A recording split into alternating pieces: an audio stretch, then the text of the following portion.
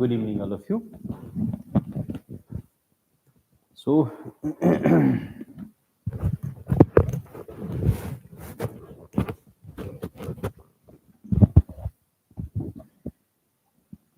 in today's current affair class, we are going to discuss these topics 1, 2, 3, 4, 5 topics only. आज news ज़्यादा नहीं थी और इसमें से हमारे पास दो न्यूज़ आज जो हैं these are related to ecology and environment. 1, 2, 3.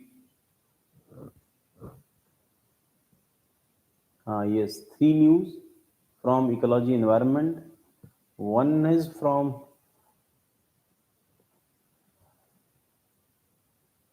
that is totally current affair awards of etc.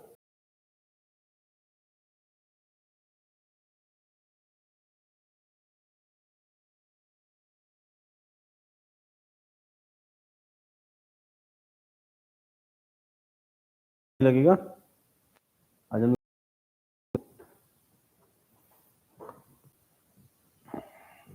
आ जाओ भाई जल्दी जल्दी सभी लोग चलो. So this is an immediate Papathi Chola biodiversity hotspot. This is immediate necessity to safeguard the ecological richness of Papathi, recognized as biodiversity hotspot with a notable population of but the region also boasts as balsams and orchids. अब यहाँ पर हम जो discuss कर रहे हैं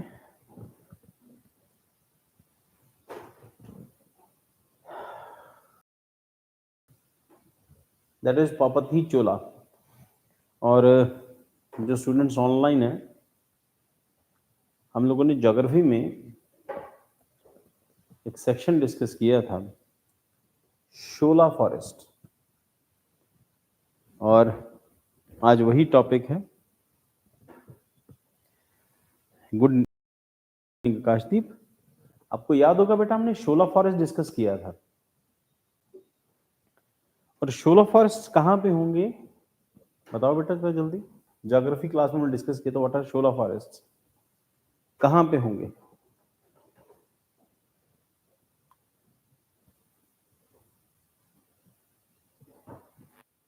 western Ghats में कहाँ पे.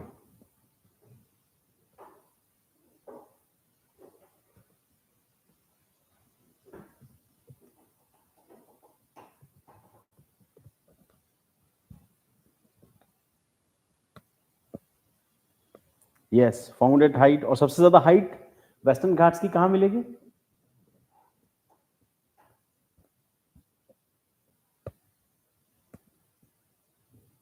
केरला में Anamalai, Agasthyamudi, cardamom hills. Highest point is Doddabetta. डोडा बेटा कर्नाटका में रह गया बेटा. डोडा बेटा इज इन कर्नाटका. हम अगस्त्यमलई अन्नामलई डिस्कस कर रहे हैं.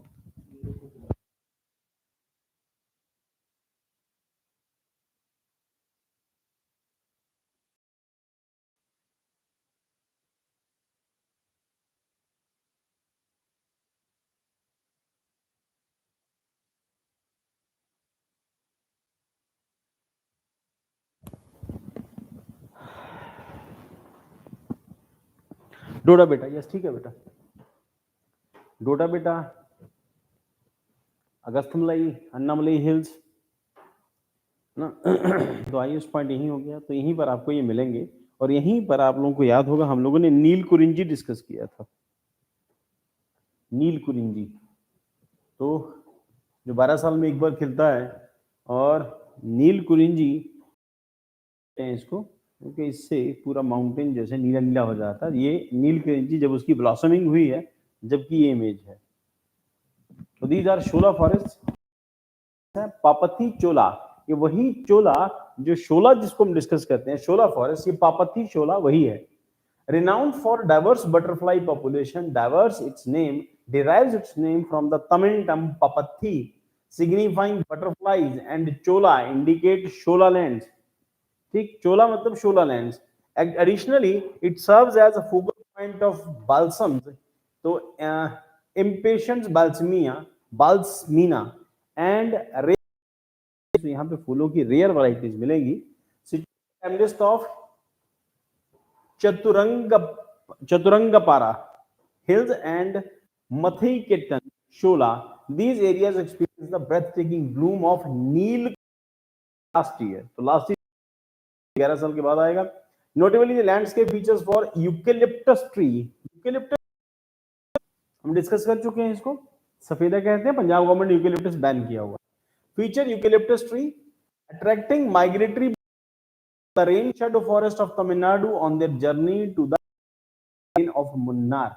तो मुन्नार इंडिया की सबसे सुंदर जगहों में से एक है. इंडिया के सबसे अच्छे डेस्टिनेशन प्लेसेस में से एक है. अगर आपको कभी मौका मिले घूमने जाने का तो मुन्नार जरूर जाना.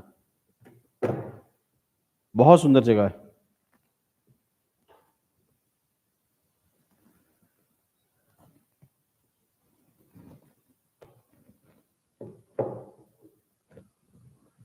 हाँ. तो key information about impatient balsamina. The annual herb is believed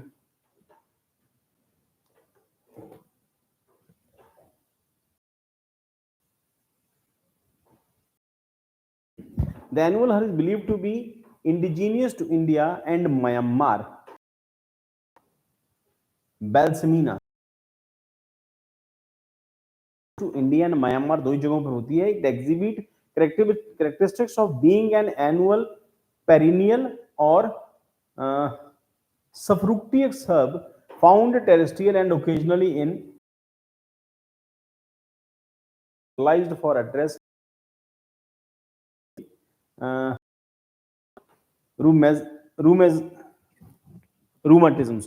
rheumatism, isthmus, generalized pain, scurvy,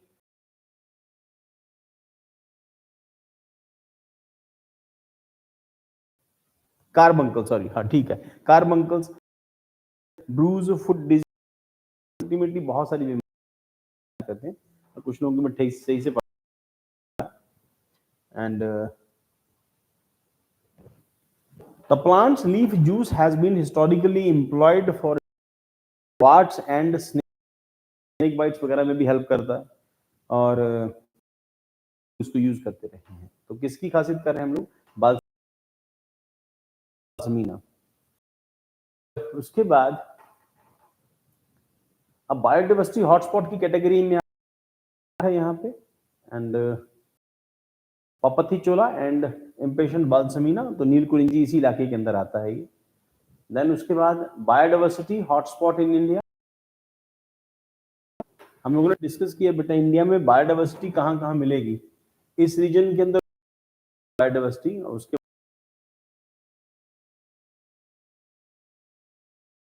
ठीक से पढ़ लेना आप सब ये वाली स्लाइड को. इसमें इंपॉर्टेंट इन्फॉर्मेशन है. और सुंडरलैंड है, इंडो बर्मा है, वेस्टर्न घाट्स इन श्रीलंका है, हिमालयाज है. तो बायोडाइवर्सिटी हॉटस्पॉट थोड़े दिन पहले और अलग बायोडाइवर्सिटी से रिलेटेड, और कुछ इस रेंज में आते हैं, कुछ रेंज में नहीं आते. Yes, good evening Neetu. ये आप ही लोगों के लिए स्लाइड क्रिएट की है ये वाली. तो Sundaland, Indo Burma, Himalayas and western घाट इन श्रीलंका. और हमने डिस्कस किए थे सब में सबसे ज्यादा बायोडाइवर्सिटी आपको मिलेगी तो वेस्टर्न घाट्स में, इसके बाद इंडिया के इस रीजन के अंदर. ठीक है. और ये जो भूटान रीजन है उसके आसपास इस रीजन के अंदर, नॉर्थ ईस्ट के अंदर डाइवर्सिटी सबसे ज्यादा मिलेगी. और सबसे ज्यादा डाइवर्सिटी मिलेगी आपको इधर वेस्टर्न घाट्स के अंदर.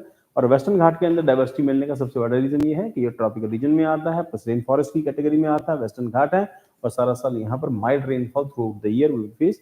एंड उसके साथ साथ श्रीलंका में बायोडाइवर्सिटी अच्छी खासी है. और ये जो बायोडाइवर्सिटी है, gene pool of so many varieties कहते हैं इसको. और this is the most important reason. तो यहीं से रिलेटेड है ये हम लोगों ने जो टॉपिक डिस्कस किया. पापथी-चोला बायोडाइवर्सिटी हॉटस्पॉट और डाइवर्स बटरफ्लाई पॉपुलेशन के लिए फेमस, डाइवर्स बटरफ्लाई के लिए है। उसके बाद इम्पेशेंट बाल्समिना जो है, इससे रिलेटेड क्वेश्चन जो भी होंगे, इसकी इंपॉर्टेंस क्या है, और बस यही है बेटा, इसी के अंदर ये सब आपका नील कुरिंजी वगैरह आ जाता है इसी के अंदर। देन आप सब लोगों को याद होगा, अभी तक हम लोगों ने जितना एनवायरमेंट एंड इकोलॉजी के अंदर जो डिस्कस किया है, यूथ्रोफिकेशन डिस्कस किया था, ब्लू ग्रीन एल्गी डिस्कस किया था, और एल्गी में हम लोगों ने डिस्कस किया था कि एल्गी नॉर्मली ग्रीन कलर की, पर इसका कलर रेड है, कुल मिला के एल्गी है, this is red tide. The recent development in 3 member committee appointed by principal bank criminal entity conducted an examination of Kuruchikuppam drain and breach. The objective was to scrutinize the factor contributing to the recent occurrence of red tide phenomena in Puducherry.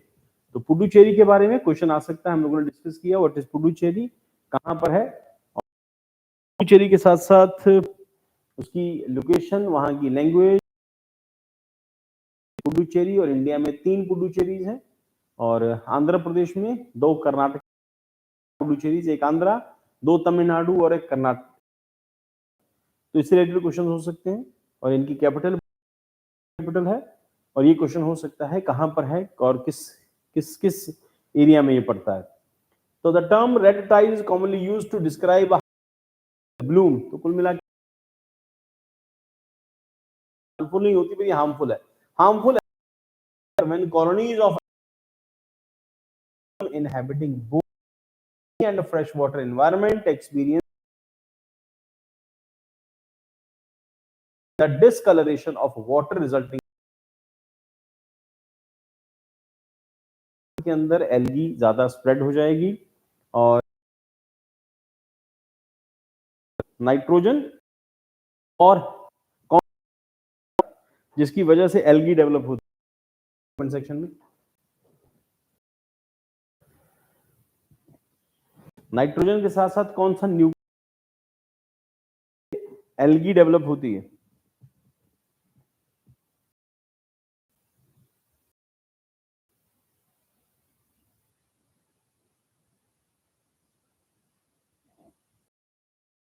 नहीं, urea नहीं।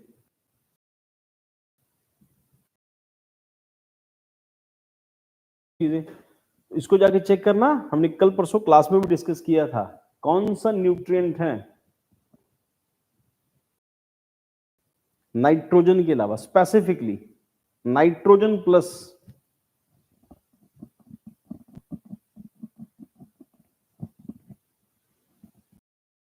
अपने notes खोलो, check करो साथ में, कल परसों की क्लास में हम लोगों ने इसको डिस्कस किया है, और साथ साथ नोट्स खोल लो और बाद में कमेंट कर देना।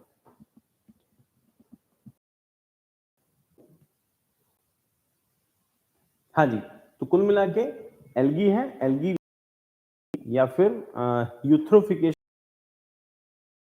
न्यूट्रिएंट्स का, जो खेतों में हम लोग न्यूट्रिएंट करके वहां पर एल्गल ब्लूम डेवलप होता है, और एल्गल ब्लूम जब ज्यादा बढ़ गया और फ्रेश वाटर मिल गए और ज्यादा बढ़ जाने से it become red tide of harmful algal bloom. Now वो हार्मफुल नहीं होता, दिस इज हार्मफुल, वो भी डेंजरस है, अच्छा नहीं है वो भी, क्योंकि अगर अपर लेयर्स में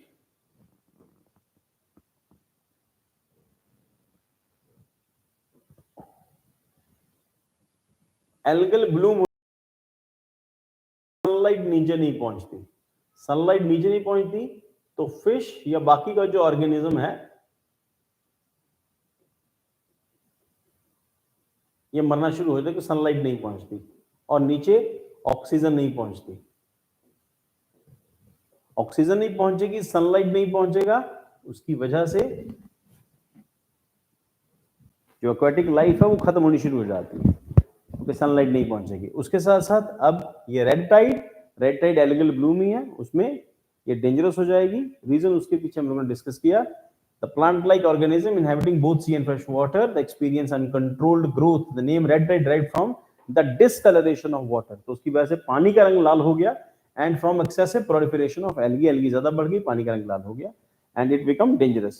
The occurrence of harmful algal blooms often linked to the excessive growth of algae. Various factors contribute this phenomena, including chemicals from agriculture activities, industrial operations, sewage treatment plant, and other sources. These chemicals present in runoff water eventually find their way into the ocean, accelerating the growth of algae and triggering red tides.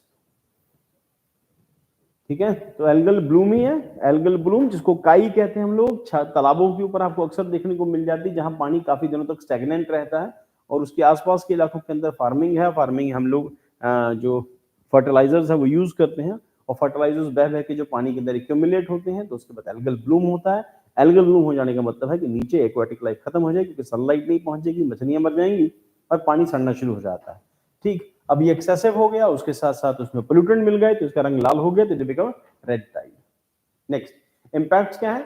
Red tide can have significant ecological impact. Some algae associated with the red tide events produce a potent toxic harmful chemicals that pose a threat to the fish, shellfish, mammals and birds. Consuming fish or shellfish that have been in contact with the toxic algae, जिसने उस toxic algae को लिया है, मछलियां जो उससे related हैं, क्योंकि यहाँ पर फाइटोप्लैंक्टन से जू प्लैंक्टन से स्मॉल फिश खाएगी, फिर बड़ी मछली खाएगी, तो can result into the ingestion of these toxic causing illness in humans. The investigation aimed to shed light on the specific factor leading to the red tide in Puducherry, facilitating informal measures to address the mitigate its environment and health implications. चलो आगे। Next, ये news Punjab PCS के लिए, पंजाब में होने वाले exams के लिए इंपॉर्टेंट है। आगे इसकी कोई खास इंपॉर्टेंस नहीं है, बट ये है कि पंजाब के लिए न्यूज इंपॉर्टेंट है। पंजाब के कोई भी एग्जाम्स आएंगे, ये वाली न्यूज काम की रहेगी। क्या है इसके अंदर? UNESCO Asia Pacific award for cultural heritage conservation. ध्यान रखना बेटा, ये कल्चरल हेरिटेज कंजर्वेशन को है। Celebrate Punjab and Haryana heritage triumphs in a recent accolade means जब इनाम दिया गया है। Recent accolade 3 heritage triumphs projects hailing from Punjab and Haryana have achieved esteemed recognition in the UNESCO Asia Pacific Award for Cultural Heritage Conservation 2023. UNESCO is dedicated to fostering private sector engagement. ध्यान रखना बेटा, ये award कौन सा है? ये private sector engagement and encouraging collaboration between the public and private sector to preserve the cultural heritage. जिन्होंने cultural heritage किसी जगह ने specific preserve की है, उसके लिए अवार्ड का प्रोविजन है, cultural heritage को preserve करने के लिए। और यहाँ पर दो जगह जो पंजाब की फेमस हैं, एक ये हवेली देखने में सच में अच्छी लगी, और ये राम गेट, इसके लिए अमृतसर में राम गेट है, उसके बाद ये एक हवेली गुरदासपुर के अंदर है। तो fostering private sector engagement in encouraging collaboration between public and private sector preserve the cultural heritage of the region for well-being to present the future generation. Since 2000, UNESCO Asia Pacific Award for Cultural Heritage Conservation have acknowledged the accomplishment of the private sector and public-private initiatives in the successful conservation or restoration of structure, places, properties of culture, significance in the region. Notably, among the recognized states, China boasts 5, India 6, and Nepal 1. तो China को 5, India की 6 sites को ये award मिला है। तो award winning sites India में कौन सी है? Rambagh gate Amritsar. This is Rambagh gate Amritsar. तो इसको बहुत अच्छे से इसके हेरिटेज को मेंटेन करके रखा हुआ है, तो इसके लिए ये अवार्ड दिया गया है। And was honored with the prestigious award of excellence, the highest accolade across all 3 categories. सबसे बड़ा अवार्ड यही है, prestigious award of excellence इसी को मिला है अमृतसर में रामबाग गेट को। उसके बाद people Haveli heritage rural homestay in Punjab received recognized its commitment to sustainable development. तो this is sustainable development के लिए ये हवेली बनाई गई है और नाम है इसका पीपल हवेली। ये शायद गुरदासपुर में है, डिस्ट्रिक्ट गुरदासपुर के अंदर। उसके बाद the Karnikara Mandapa the at Kunnamangalam Bhagavati temple in Kerala earned the esteem award of distinction. तो this is the mandapa. Additional sites in India were acknowledge in the including कौन से इसके बाद एपीहेनी in Haryana, David Sassoon library reading room Mumbai, Bikaner House in New Delhi. These projects have been bestowed with the award of merit. Detail about Rambagh Gate and ramparts क्या है? The Rambagh Gate, a 3-story structure है, underwent restoration utilizing traditional building technique and locally sourced material such as Nanak Shahi bricks, छोटी size की जो BRICS होती है उसको Nanak Shahi BRICS कहते हैं. Nanak Shahi BRICS set in lime mortar capturing the essence of cultural heritage. तो इसमें चूना पत्थर लगा के इसको मेंटेन किया गया है. देन उसके बाद डिटेल अबाउट पीपल हवेली गुरदासपुर. हाँ, yes, people Haveli Gurdaspur ecological and traditional building methods employing locally sourced material and embracing vernacular architecture. यहीं का local architecture है, vernacular architecture language. Notably, it actively support women's empowerment through initiative like Bari Collection, offering program that enhance women livelihood through environmentally conscious craft practices. उसके बाद revisiting growth standard for assessing nutrient status. तो nutrient status को लेके India में बहुत सारे लोगों ने अपना जो अपना कंसर्न है वो शो किया है कि इंडिया में न्यूट्रिएंट्स खाने का मतलब यहाँ पर लोगों को ठीक से समझ नहीं आया. न्यूट्रिएंट का मतलब ज्यादातर लोग जो है इंडिया में उनका फोकस जो है that is on milk product के ऊपर उनका फोकस ज्यादा रहता है.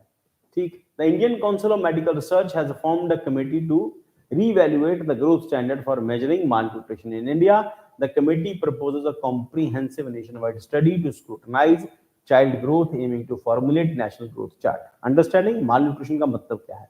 Malnutrition encompasses deficiencies or excesses in nutrient intake, imbalances of essential nutrient or impaired nutrient utilization. It includes undernutrient. अब undernutrient में stunting, height छोटी रह गई, wasting, underweight and micronutrient deficiencies. And overweight के अंदर क्या था? ओबेसिटी, मोटे हो रहे हैं लोग. Diet related common non communicable diseases. हम diet related non communicable diseases के अंदर सबसे इंपॉर्टेंट दैट इज डायबिटीज, बड़ी कॉमन है इंडिया के अंदर. रीजन उसके पीछे लोगों को उसकी कंजम्पशन का, उसके इनटेक की क्वांटिटी क्या है वो पता नहीं है, अवेयरनेस नहीं है. WHO growth standard for multi nutrition measures क्या, मेजरमेंट क्या कहते हैं? The WTO child growth standards serve as a diagnostic tool to monitor and assess the nutritional status of infants and children up to the age of 5. These standards based on the multi-center growth reference study MGRS, multi-center growth reference study MGRS. अगले section में, यही अगली slide में, MGRS conducted between 1997 to 2003 track height, body weight, identity, improper growth or risk, underweight, overweight. ये सब check करती हैं MGRS. MGRS मतलब multi centre growth reference study. Need for revision in India basis of WHO standard. WHO standard derived from MGRS may not align with the diverse dietary pattern in India. Population diversity. India's diverse socio-economic, cultural and ethnic backgrounds necessitate indicators to consider these variations. Breastfeeding practices. The prevalence and duration of breastfeeding in India significantly influence infant and child growth and should be factored into growth standards. तो breast feeding बहुत important है और उसका duration it is also very important. और India significant influence the infant child growth, तो उससे child growth जो है अफेक्ट होती है. और फैक्टर्ड इनटू द, एक फैक्टर है जो डिसाइड करता है बच्चे के न्यूट्रिशन के बारे में. Comparison can be misleading. Norms of WHO MGRS including counselling for appropriate feeding practice differ significantly from national surveys. Risk of misdiagnosis in appropriate height standards may lead to misdiagnosis, potential causing overfeeding and contributing to the rise of overweight and obesity. अब यहाँ पर मिसडायग्नोस होता है, सबसे बड़ी दिक्कत India में यही है, जितनी डेवलपिंग कंट्रीज उनमें यही दिक्कत रहती है. उसकी वजह से inappropriately high standards may lead to misdiagnosis. उसको potentially causing overfeeding and contributing to the rise of overweight and obesity. तो मोटापा हो रहा है, overweight हो रहे हैं बच्चे. Addressing multiple determinants undernutrition influenced by the factors such as food intake, dietary diversity, healthy sanitation, women's status and poverty. तो इसके लिए एक बार इन सब चीजों के बाद देखे जाने की जरूरत है.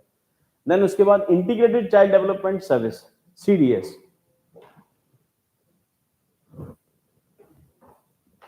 ICDS offers a comprehensive set of services including supplementary nutrition, immunization, health checkup and preschool education targeting children under age 6 and their mothers. National Health Mission NHM क्या कहता है? NHM comprises the reproductive, maternal, newborn child, adolescent health, RMCHA strategy addressing maternal and child health, family planning and nutrition. So these are the government initiative है NHM, National Health Mission, सरकार का चलाया हुआ project. उसके बाद पोषण अभियान है, देखो इंटीग्रेटेड चाइल्ड डेवलपमेंट स्कीम आईसीडीसी पहले, उसके बाद नेशनल हेल्थ मिशन गवर्नमेंट का चलाया हुआ, ये भी पोषण अभियान, national nutrition mission,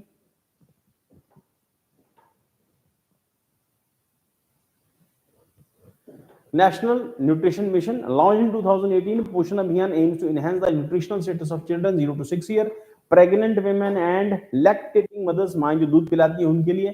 It focus on reducing stunting, undernutrition, anemia and low birth weight. अब पोषण अभियान के अंदर क्या है कि बहुत सारी जगहों पर वेरी करता है स्टेट टू स्टेट, और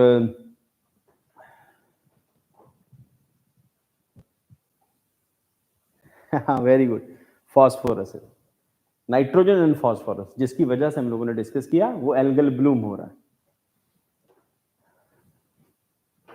आशीष जैन बेटा, यस. सो पोषण अभियान अब एक बार हो गया ना काशदीप, अब सारी जिंदगी आपको भूलेगा नहीं, कम से कम ये है ना. एक दो बार क्लास में भी गड़बड़ हुई थी तो लोग बता नहीं पाए थे. नाइट्रोजन एंड फॉस्फोरस, जिसकी वजह से एल्गल ब्लूम होता है. प्रधानमंत्री Poshan Shakti Nirman, the initiative provides free meal for school children, enhancing their nutrition status, promoting school attendance and encouraging education it cover primary and upper primary school nutrition at nationwide. देखो बेटा, दो चीजें बड़ी important है, आप सबको समझना होगा कि गवर्नमेंट ऑफ इंडिया के जो प्रोग्राम्स हैं, जिसमें माओ और बच्चों के लिए खासतौर पर रूरल एरिया में, जहां जहां पे आशा वर्कर, शहरों में पॉपुलेशन ज्यादा होती है, गाँव के अंदर पॉपुलेशन क्योंकि उसको आइडेंटिफाई करना आसान काम होता है, तो वहां पर गाँव के अंदर रिसेंट ईयर्स में पता चला है कि सरकार उन बच्चों के लिए जो रिसेंटली जो बच्चे पैदा हुए, इन्फेंट हैं या उनकी मदर हैं, उनके लिए सरकार के प्रोग्राम के अकॉर्डिंगली न्यूट्रिशियस खाना पहुंचता है. खासतौर के ऊपर जो बच्चे गरीब हैं, आशा वर्कर जहां रिपोर्ट करती हैं कि इनको खाना चाहिए, न्यूट्रिशन चाहिए, उनको अवेलेबल कराती है. कुछ केसेस में सरकार पंजीरी बना के दे रही है, पंजाब सरकार. अभी रिसेंट में तो पता नहीं है, पर पास में साल दो साल पहले मेरे को पता है, ये आम आदमी पार्टी सरकार हो जाने से पहले तक औरतों को घर में जो कंपैरेटिवली जो बीपीएल फैमिलीज थी, वैसे भी गाँव के अंदर प्रोग्राम के अंदर उनको पंजीरी पंजाब गवर्नमेंट जो है बना के दिया करती थी उन औरतों को. और ये जो कॉन्सेप्ट है ना पंजीरी बना के देने वाला, ये जो सर्व शिक्षा अभियान है उसमें भी बच्चों को पंजीरी बना के दी जाती थी सर्दियों के मौसम के अंदर खासतौर के ऊपर. तो गवर्नमेंट के प्रोग्राम प्लान तो बहुत सारे हैं, बच्चों के लिए भी है. जैसे एक दो जगह मेरे को पता चला है, पंजाब के बारे में मुझे उतना नहीं सुनने को मिलता, बट दूसरी स्टेट्स में जैसे उत्तराखंड में हमें पता है कि लगभग 3 साल या 4 साल तक बच्चे के लिए हर महीने एक पैकेट आता है. उसी पैकेट उसमें दलिया होता है, बाकी सब चीजें होती हैं, ताकि बच्चे को न्यूट्रिशन की कमी ना हो, irrespective of their family status. तो वहां का कंपैरेटिवली ये जो सिस्टम है वो कंपैरेटिवली स्ट्रांग है. मैं उत्तराखंड की बात कर रहा हूँ, मैं आपको हिमाचल की बात कह रहा हूँ, हरियाणा की बात कह रहा हूँ. पंजाब हालांकि मुझे रहते हुए इतने साल यहाँ पर हो चुके हैं, बट यहाँ सुनने को कम नहीं, देखने को होता, हो सकता है मिलता भी हो, बट ऐसा हर किसी को मैंने ऐसा जरूरी नहीं है, यहाँ पर मैंने देखा नहीं. उसी हिसाब से पंजाब गवर्नमेंट की राशन स्कीम भी है, सेंट्रल गवर्नमेंट की स्कीम है, क्योंकि 5 साल तक राशन देना है, वो भी बहुत सुनने को देखने को मिलती नहीं.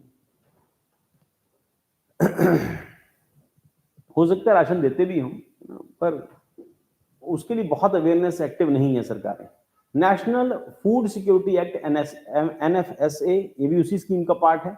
Enacted in 2013, NFSA provides subsidized food grain to around 2/3 of the population, including priority household and Antyodaya Ann Yojana households. प्रधानमंत्री मैत्री वंदन योजना PMMVY, प्रधानमंत्री मातृ वंदन योजना offers financial assistance to pregnant and lactating mothers, supporting their health and nutrition during early motherhood. राष्ट्रीय किशोर स्वास्थ्य कार्यक्रम focusing on adolescent health and development needs, RKSK, addressing nutrition and reproductive health. उसके बाद अनीमिया मुक्त Bharat, launched a combat anemia AMB, aim to reduce its prevalence among pregnant women, lactating mother and children. तो government of India के तो बहुत सारे plans हैं खासतौर के ऊपर न्यूट्रिशन प्रोवाइड करने के लिए, बट अभी भी लैक ऑफ अवेयरनेस है यहाँ पे. While these initiatives demonstrate significant stride addressing distant determinants such as livelihood, poverty, education, access to the women empowerment remains essential for tackling stunning. These objectives are intervened with the country's overall development and equitable resource distribution. Collaborative efforts among government agencies, research, healthcare professionals, vital for the successful development and implementation of revised growth. Standard to measure malnutrition in India, periodic reviews and updates are necessary to reflect changes in the population's health and nutritional status over the time. सरकार अगर देती है तो उसके बाद उसका checking बहुत जरूरी है कि वो सच में वहां तक पहुंच रहा है, तो ट्रिकल डाउन इफेक्ट नहीं रह जाए कि ऊपर से ज्यादा चला फिर नीचे और कम और कम और कम और कम, ऐसा ना हो। तो ये तो है, प्रोग्राम तो है गवर्नमेंट का, पर कई बार उसके ठीक से इम्प्लीमेंटेशन में थोड़ी थोड़ी दिक्कत आती है।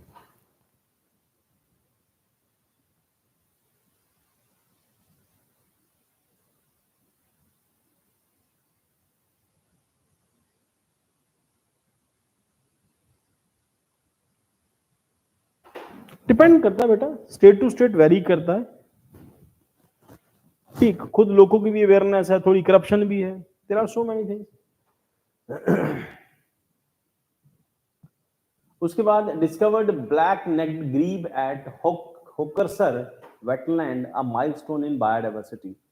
अब ये बताओ कि होकरसर है कहाँ पे, कौन सी स्टेट में है? रिसेंटली हम लोग खत्म करके हटे हैं इसको, एनवायरमेंट इकोलॉजी सेक्शन को। होकरसर, होकरसर जम्मू कश्मीर के अंदर पड़ता है ये, ठीक है।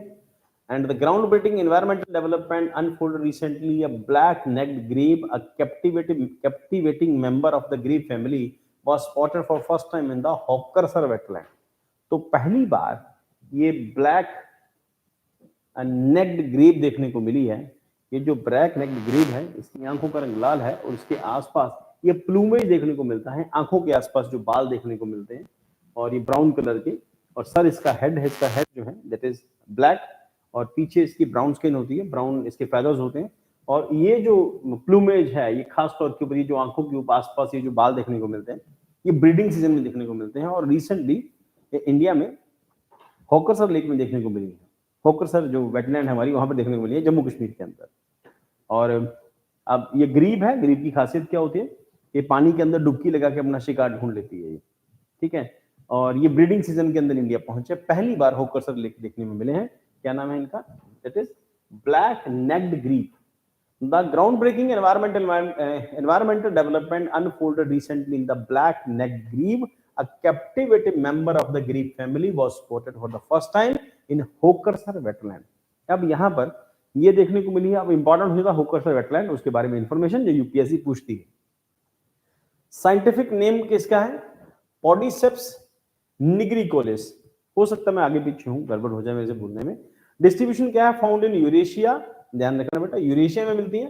यूरेशिया मतलब Asia plus Europe plus north America plus सब tropical Africa, and bird boasts both wide spread breeding and migratory population. Physical features क्या है? रेंजिंग फ्रॉम 28 टू 34 सेंटीमीटर इसका साइज है, वेटिंग 265 टू 450 ग्राम इसका weight. It distinctive ochre coloured plumage in breeding season extends behind the eye and over the ear cover. तो यहां पर आई और year के आसपास ये प्लूमेज डेवलप हो जाता है, बाल डेवलप हो जाते हैं। Black to blackish brown upper part, grayish black in non-breeding plumage and dark greenish gray legs. Foraging उसके बाद utilize varied foraging techniques capturing insects either on water surface or in flight, या तो उड़ के या पानी में डूब के, दोनों तरह से इंसेक्ट्स को पकड़ती है और खाती है। Migration travel up to 6,000 kilometre during migratory, displaying remarkable adaptability. तो ये उड़ के एक जगह से दूसरी जगह पहुंचते हैं, ठंडे इलाकों से कंपैरेटिवली गर्म इलाकों के अंदर ये उड़ के पहुंचते हैं। और कंजर्वेशन स्टेटस का क्या है? IUCN least concern reflecting healthy population, अच्छी खासी पॉपुलेशन है और इंडिया में उड़ के पहुंची है। और इंडिया में उड़ के पहुंचने के लिए हम लोगों ने डिस्कस किया क्लास में कि फ्लाईवेज होते हैं जिसको ये फॉलो करते हैं, एक पर्टिकुलर पाथ, जिस पाथ से उड़ के पंछी एक कंट्री से दूसरी कंट्री, एक कॉन्टिनेंट से दूसरे कॉन्टिनेंट पहुंचते हैं। फ्लाईवेज जैसे जहाजों के रास्ते होते हैं वैसे पंछियों का भी रास्ता होता है, इट इज कॉल्ड फ्लाईवेज। तो ये IUCN लिस्ट के अंदर ये एंडेंजर की कैटेगरी में नहीं आती और इनकी पॉपुलेशन ठीक ठाक है, लीस्ट कंसर्न है। की फैक्टर अबाउट होकरसर वेटलैंड, ये इंपॉर्टेंट, इसका यूपीएससी क्वेश्चन पूछेगी। और यहां पर भी देखो बेटा, ये यूथ्रोफिकेशन हो गया, एल्गी आ चुकी है इसके ऊपर। रीजन उसके पीछे नाइट्रोजन एंड फास्फोरस जो हम खेतों में जो डालते हैं खाद, और जो पानी तक पहुंचती है, वाटर बॉडी तक पहुंचती है, तो यहाँ पर एल्गल ब्लूम कर देती है, ठीक है। अब इसके साथ जो हम लोगों ने डिस्कस, इसका एक्सेस हो जाएगा तो ये खराब हो जाएगी, और देखो इसकी वजह से नीचे मछलियां नहीं मिलेंगी, इसकी वजह से, होकरसर लेक की वजह से। तो उसका एक पार्ट है होकरसर लेक का, जहां पर इस तरह से ये एल्गी मिल रही है यहाँ पे, और ये एल्गी ज्यादा बढ़ जाएगी, पोल्यूशन जो हम लोगों ने डिस्कस किया पुडुचेरी के अंदर, वहां पर रेड कलर हो गया तो बना रेड टाइड। तो known as queen wetland of Kashmir की क्वीन वेटलैंड कहते हैं। ये क्वेश्चन बनता है बेटा सीधा straightforward. Designated Ramsar site in Sri Lanka, sorry Srinagar Jammu and Kashmir, तो रामसर साइट है ये। और encompasses 13.70 square kilometre in the north west Himalaya biogeographical province adjacent to the snow covered Pir Panjal range. और जब आप ज्योग्राफी करते हैं तो पीर पंजाल रेंज से शुरू करते हैं हम लोग। पीर पंजाल रेंज कौन सी स्टेट में पड़ती है? जम्मू कश्मीर। और पीर पंजाल से पैरेलल रेंज हिमाचल के अंदर, दैट इज धौलाधार रेंज। इनके नीचे Shivalik range. Encompasses 13.75 square kilometer in the north-west Himalaya biogeographical province adjacent to the snow-covered Pir Panjal range. Natural perennial wetland fed from the Doodganga river, a Jhelum tributary. Doodganga Jhelum की tributary है. Houses of the least remaining reed beds in Jammu and Kashmir. Home of 68 waterfowl species. तो species है waterfowl की, तो 68 including large ergot, great crested grab, grab जो इसके discuss किया हम लोगों ने, ये भी ग्रीब की कैटेगरी है, ग्रेब की कैटेगरी है। Little cormorant, common shelduck, tufted duck and endangered white eyed pochard migrating from Siberia, China, central Asia and north Europe. अब साइबेरिया और चाइना से क्यों होना है? क्योंकि वहां पर इस टाइम पर साइबेरिया में इस टाइम टेम्परेचर कुछ एरियाज में -63-64 डिग्री के आसपास है, और कभी कभी -70 डिग्री तक पहुंच जाता है साइबेरिया के अंदर। गुड इवनिंग सचिन, लेट हो गया क्लास के लिए। सो कंक्लूजन क्या है? The sighting of black necked grave at Hokersar wetland not only at the rich biodiversity of the region but also underscore the importance of preserving and understanding these ecosystems. The wetland with its unique feature and diverse bird species stand as testament of the delicate balance of nature and need for continued conservation efforts। तो लगातार इनको बचाने के लिए काम करते रहना चाहिए, वेटलैंड लगातार एक्सपैंड होती रहनी चाहिए। और यहाँ पर वेटलैंड के साथ साथ व्हाट इज वेटलैंड और रामसर साइट क्या है हमने डिस्कस किया है। कन्वेंशन हुई थी ईरान के रामसर में, जिसमें यह डिसाइड किया गया था कि हम लोग वेटलैंड्स को, वेटलैंड वहां पे जहां पानी खड़ा होता है किसी भी फॉर्म में, वो रिवर है चलता नहीं है, वो लेक है, दलदल है, तो कुछ आज से इससे पहले के लेवल में ये भी था कि खेतों में अगर पानी खड़ा तो भी वेटलैंड में कंसिडर होता था। किसी भी जगह जहां पर पानी अवेलेबल है दैट इज वेटलैंड, और लंबे टाइम तक अवेलेबल रहता है दैट इज वेटलैंड। तो पंजाब में रोपड़, हरी के पत्तन और कई सारी वेटलैंड है इंडिया में। पहले वेटलैंड का नंबर सिर्फ 22-23 था, अब ये बढ़ा के 100 से ज्यादा हो गई है। तो इतनी वेटलैंड के क्वेश्चन तो नहीं आएगा, 100 वेटलैंड का क्वेश्चन नहीं आता, उससे थोड़े कमी से, तो मतलब जो लिमिटेड वेटलैंड है जिनके क्वेश्चन आएंगे, जो रिसेंट न्यूज में रही हैं, उनका क्वेश्चन जरूर हो सकता है। तो यहाँ पर क्वेश्चन हो सकता है इसके बारे में। ये जो ग्रीव हम लोगों ने डिस्कस की, और कहाँ पर है होकरसर वेटलैंड, ये कहाँ पर है इससे रिलेटेड क्वेश्चन हो सकते हैं। और ये वाला जो न्यूट्रिशन वाला सेक्शन है, इसको बेटा ठीक से देख जाना, और इसको लेके बहुत कम अवेयरनेस इसकी वजह से ऐसा हो रहा है। और ये वाली न्यूज जो है वो ठीक ठाक है, बहुत इंपॉर्टेंट नहीं है, बट पंजाब पीसीएस के लिए इंपॉर्टेंट हो सकती है। और पंजाब पीसीएस के खैर आईएएस के लिए तो सिविल सर्विसेज में तो आ ही सकती है, क्योंकि तो 3 ही तो मिली है, 3 को मिला है, बाकी जो है वो अलग अलग कैटेगरी में आता है। ये जो हवेली है, सॉरी हवेली नहीं, ये जो राम गेट है, रामबाग गेट है, इसको जो एक्सेलेंस अवार्ड मिला है, अवार्ड ऑफ एक्सेलेंस मिला है। बाकी वो सबसे ऊंचा अवार्ड यही है, अवार्ड ऑफ एक्सेलेंस इसको मिला है।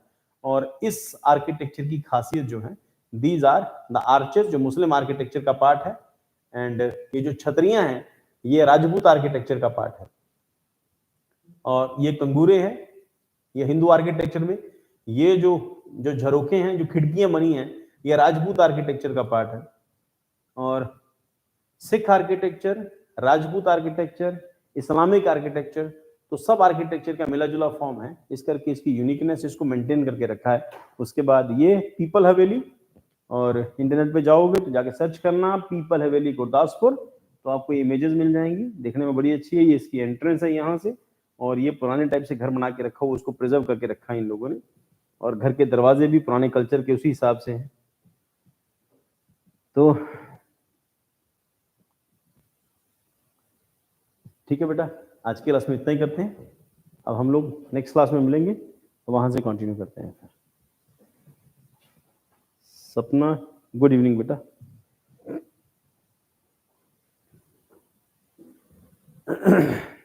तो नेक्स्ट क्लास में मिलते हैं, फिर इसको कंटिन्यू करते हैं। आज की क्लास में इतना ही।